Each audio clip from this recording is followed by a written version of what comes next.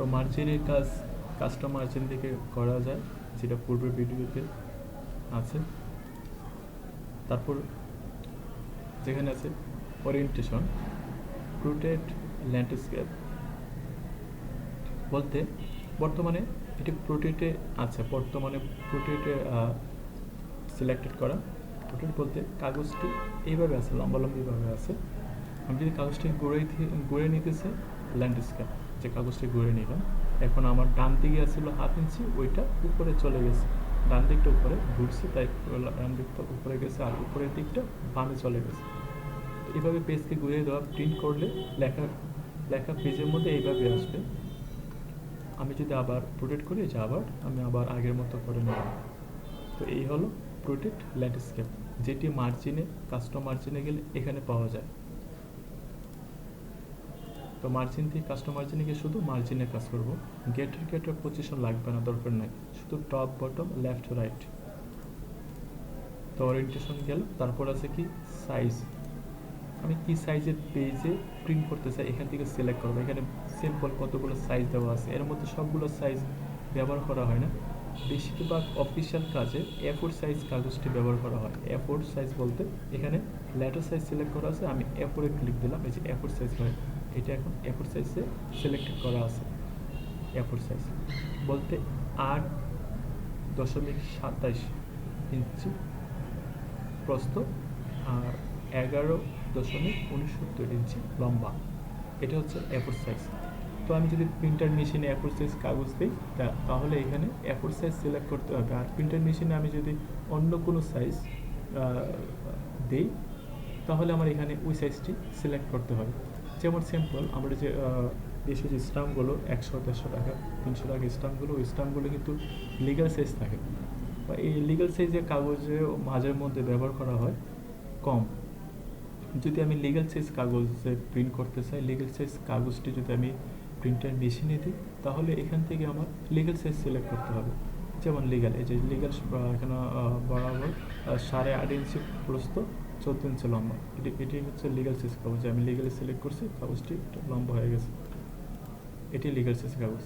এর মানে আমি যে সাইজ কাগজে প্রিন্টে মেশিনে রাখবো, ওই সাইজটি এখান থেকে সিলেক্ট করতে হবে। এই হচ্ছে কি ওরিয়েন্টেশন। তারপর সাইজ, তারপর এখানে আছে কলাম 1, 2, 3, 4, এবার বিভিন্ন ফিক্স করা কলাম আছে। আর মোর কলামে আমার ইচ্ছে মতো কলাম করতে পারবো এখান থেকে। যেমন আমি এই পেজে আমি একটি কলাম করি, যেমন আমি কলামে ক্লিক দিলাম, তারপর মোর কলামে গেলাম, এখানে গিয়ে আমি বিভিন্ন স্টাইলিশ বিভিন্ন সাইট কলাম করতে পারবো। অথবা এখানে নাম্বার অফ কলাম 1 বর্তমানে একটি আছে, এই মার্জিন থেকে এই মার্জিন পর্যন্ত এটি একটি কলাম, আমি এখন এখানে 2 দিলাম। এর মানে এটি 2টি কলাম দেখাইতেছে এখানে প্রিভিউতে।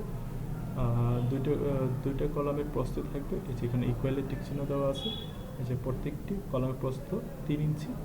আর 2টি কলামের মধ্যে যে এই স্পেসটি আছে, স্পেসিংটি 0.5, 1/2 ইঞ্চি আছে। এভাবে আমি 1, 2, 3 যতগুলো ইচ্ছে করতে পারবো। আর যদি কোনো কলাম মোটা বা কোনো কলাম চিকন করতে চাই, তাহলে এখানে ইকুয়ালিটি উঠে এগুলো বাড়ি কমিয়ে দেবো। আমি ইকুয়ালি রাখলাম, 2 দিয়ে দিলাম, ওকে। এভাবে কলাম করা, পেজ কলাম করা। কন্ট্রোলে চাপ দিয়ে মাথার চাকা সামনে ঘোরালে জুম বড় করে নিলাম। আমি আবার কলাম পূর্বের অবস্থায় নিয়ে নিলাম, কলামে গেলাম, মোর কলাম 1, ওকে। এই হচ্ছে কি কলাম দেওয়া। Page break, column break. আমি কলামটি দেখে নিই, যেমন আমি এই কলামে এই পর্যন্ত লেখার পর আমি যদি নেক্সট কলামে কার্সরটিকে নিতে চাই, আমি ইচ্ছে করলে এখানে লিখতে পারবো না। আমি যদি এখানে এটি আনতে চাই, কার্সরটি নিতে চাই লেখার জন্য, তাহলে আমি কার্সরটি লাস্টে রেখে ব্রেক কলাম, এই যে নেক্সট কলামে কার্সরটি চলে আসছে। এইভাবে কলাম ব্রেক করা লাগে কার্সর। তো ব্রেকে গিয়ে কলামে ক্লিক দিলে কলাম ব্রেক করবে। এগুলো প্রয়োজন হয় না, বিষয় একটা কলামটির প্রয়োজন হয়। বা পেজ ব্রেক বলতে তো বুঝে নিই যে নেক্সট পেজে যাওয়া। ব্রেকে ক্লিক দিলাম, কলাম পেজে ক্লিক দিলাম, নেক্সট পেজে কলাম আসছে, নেক্সট পেজে কলামে কার্সরটি আসছে। তারপর এবার পেজ ব্রেক বা কলাম ব্রেক আমি 1 কলাম করে নিলাম। এখান থেকে পেজ ব্রেক করা যায় এমনিতেই। লাইন নাম্বারিং কন্টিনিউয়াস নাম্বার দিতে চাইলে প্রত্যেকটি লাইনে নাম্বার থাকবে।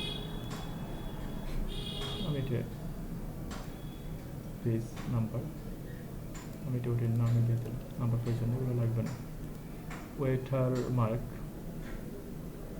যদি পেজের মধ্যে আমি ওয়েটার মার্ক ইউজ করতে চাই, পেজের মধ্যে আমার যে লেখাগুলো আছে এই লেখাগুলোর নিচে এই ধরনের একটি লেখা থাকবে এবং আমি এটি এডিট করে ডু নট কপি লেখা আছে এডিট করে আমার ইচ্ছে মতো দিতে পারবো। যেমন এখানে ওয়েটার মার্কে click, custom waiter mark, custom waiter মার্কে ক্লিক দিলাম। ক্লিক দেওয়ার পর tax waiter mark, tax waiter মার্কে এখানে ট্যাক্সে এস এপি আছে, এখানে আমি অন্য কিছু লিখে নিলাম। যেমন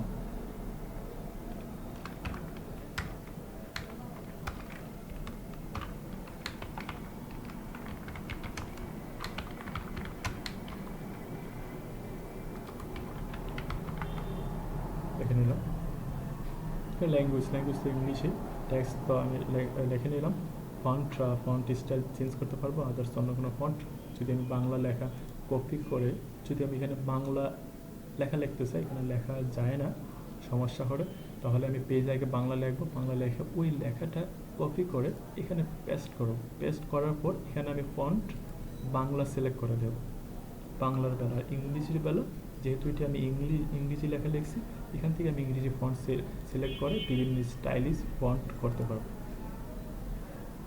তারপর আছে সাইজ বর্তমানে অটো আছে, পেজ আকারে লেখা আসবে। আর আমি যদি সাইজ আগে আনতে চাই এখানে সাইজ দিতে পারবো, বিভিন্ন ধরনের সাইজ আছে। তারপর যেটি আছে এখানে কালার, আমি কি কালার আনবো, যদি আমি কালার আনতে চাই আমি এখানে ক্লিক যে কোনো কালার চুজ করলাম, এটা নিলাম, ওকে। এইভাবে আসবে, লেখার নিচে এই ধরনের লেখাটি থাকবে। তারপরে গেল ওয়েটার মার্ক, তারপর সে কি পেজ কালার, এটা একটা ইম্পর্টেন্ট কিছু না, যেমন পেজে কালার দেওয়া, জাস্ট কালার নেওয়া যায়, প্রিন্টে আসবে না, কালারটি প্রিন্টে আসে না। আমি এখান থেকে অন্য একটি কালার নিন, প্রিন্টে আসবে না। যদি আমি প্রিন্ট প্রিভিউতে যাই, এই যে প্রিন্ট প্রিভিউতে কালার নাই, কালার আসে না, ক্লোজ। এই হলো পেজ কালার, আমি নো কালার দিয়ে দিলাম। তারপর আছে কি পেজ বর্ডার, আমি একটি নিউ পেজ নিয়ে বর্ডারটি এনে দেখেন, আমি একটি নিউ পেজ আনলাম, আমি এটা চতুর্দিকে একটি বর্ডার দিতে চাইতেছি। এখন যদি আমি বর্ডার দিতে চাই, পেজ লেআউট, তারপর পেজ বর্ডার, এখান থেকে আমি যে কোনো ধরনের বর্ডার আনতে পারবো। যে এখানে কতগুলো বর্ডার দেখাইতেছে, যে কোনো একটা দিলাম, দেওয়ার পর ওকে, এই যে পেজ বর্ডার আসলো। বা এখানে পেজ বর্ডার অপশান আছে, কালার চুজ করতে পারবো, কালার বা এটি হোয়াইট চুজ করতে পারবো, অথবা আর্ট লেখা আছে এখানে। আর্ট বলতে এখানে অনেকগুলো স্টাইল আছে বর্ডারে, আচ্ছা অনেক স্টাইল আছে এখানে।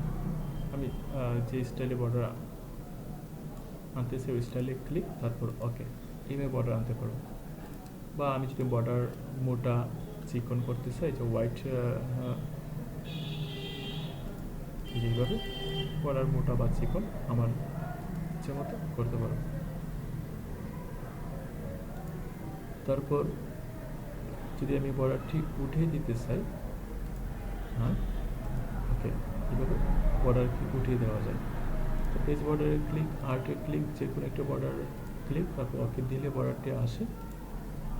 আর এটি হচ্ছে লেখার বর্ডার, লেখা সিলেক্ট করে এখানে বর্ডার দিয়ে ওকে দিলে লেখার পাশে আসবে। আর এটি পেজে আসবে, সেটিং দেখেছি পূর্বে হোমের মধ্যে লেখার নিচে কালার দেওয়া, এখান থেকে যদি আমি কোনো কালার দিই এটি লেখার নিচে আসবে। তো এটা প্রয়োজন নেই, তাহলে বর্ডার এখান থেকে এবার দিতে পারবো, প্রয়োজন মতো মোটা চিকেন করতে পারবো এভাবে, অথবা বর্ডার উঠিয়ে দিতে হবে।